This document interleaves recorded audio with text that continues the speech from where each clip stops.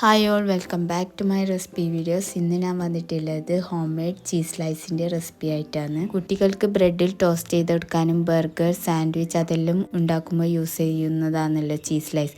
അപ്പോൾ ഇതെങ്ങനെ വീട്ടിൽ എളുപ്പത്തിൽ ഉണ്ടാക്കാൻ നമുക്കൊന്ന് കണ്ടോ. അതിനായിട്ട് ഞാനൊരു 1/2 ലിറ്റർ പാലാണ് എടുത്തിട്ടുള്ളത്. പാലെടുക്കുമ്പോൾ ഫുൾ ഫാറ്റ് മിൽക്ക് തന്നെ എടുക്കണം. ഇതൊരു പാനിലേക്ക് ഒഴിച്ചു കൊടുക്കുന്നുണ്ട്.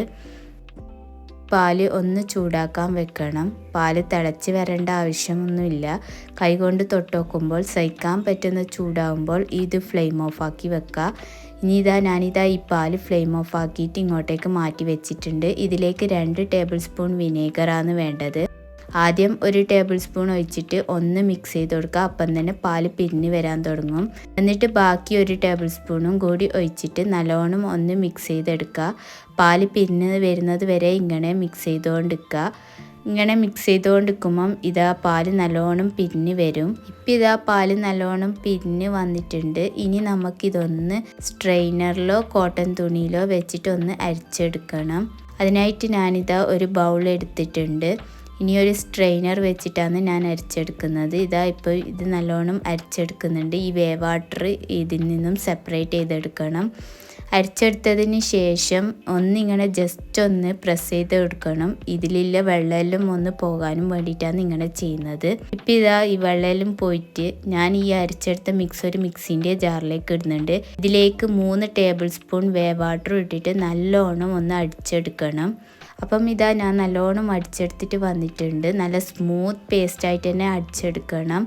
നിങ്ങൾ അടിച്ചെടുത്തിട്ട് ഇങ്ങനെ സ്മൂത്തായിട്ട് വന്നിട്ടില്ലെങ്കിൽ 1 ടേബിൾ സ്പൂണും കൂടി വാട്ടർ ഒഴിച്ച് കഴിഞ്ഞാൽ നല്ല സ്മൂത്തായിട്ട് വരും.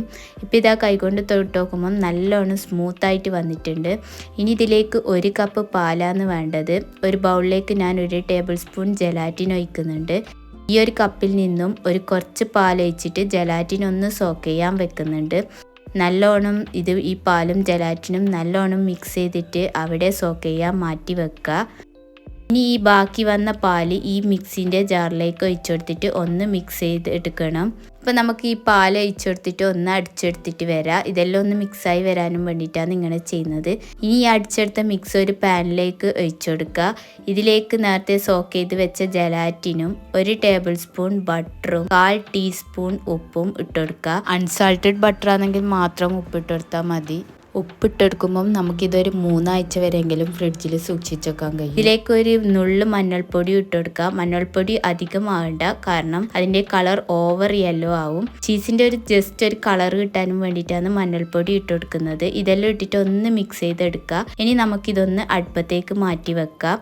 ഇതൊന്ന് ലോ ഫ്ലെയിമിൽ വെച്ചിട്ട് കുക്ക് ചെയ്തെടുത്താൽ മതി. ഇത് തിളച്ച് വരണമെന്നൊന്നുമില്ല. ഇതിലിട്ട ജെലാറ്റിനും ബട്ടറും എല്ലാം ഒന്ന് അലിഞ്ഞ് വരുന്നത് വരെ ഇതുപോലെ ഇളക്കിയെടുത്തിട്ട് ലോ ഫ്ലെയിമിൽ വെച്ച് ഇതാക്കിയാൽ മതി. ഇപ്പം എല്ലാം അലിഞ്ഞ് വന്നിട്ടുണ്ട്. ഇനി നമുക്കിതൊന്നൊരു ട്രേയിലേക്ക് മാറ്റണം.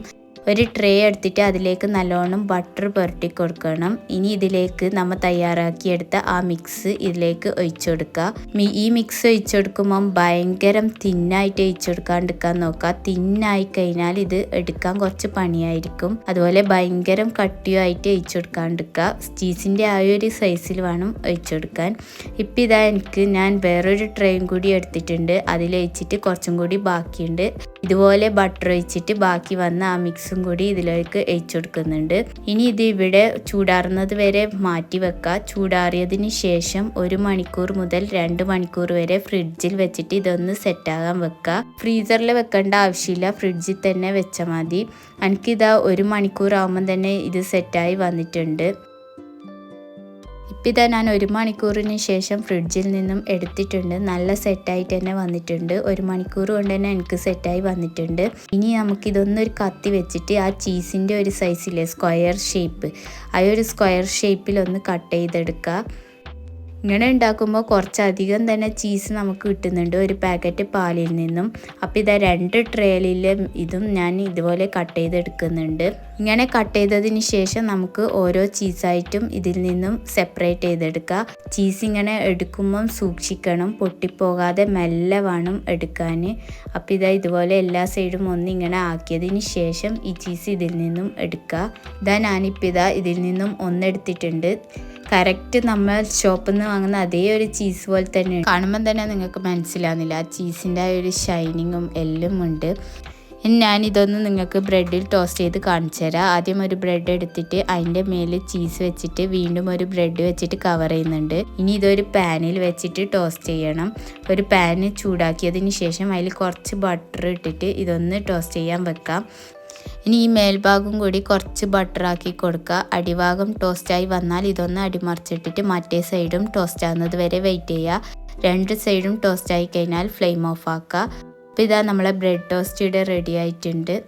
ചീസ് ഇതിൻ്റെ ഉള്ളിൽ ചീസ് ഞാൻ നിങ്ങൾക്ക് കാണിച്ചു തരാം. അപ്പോൾ എല്ലാവരും ഉണ്ടാക്കി ട്രൈ ആക്കി നോക്കി ഫീഡ്ബാക്ക് അറിയിക്കുക. വീഡിയോ ഇഷ്ടമായിരുന്നെങ്കിൽ ലൈക്ക് ചെയ്ത് സബ്സ്ക്രൈബ് ചെയ്യുക. ഇതുപോലത്തെ റെസിപ്പി വീഡിയോസായി ഞാൻ വീണ്ടും വരുന്നതായിരിക്കും. അതുവരെ ബൈ ബൈ.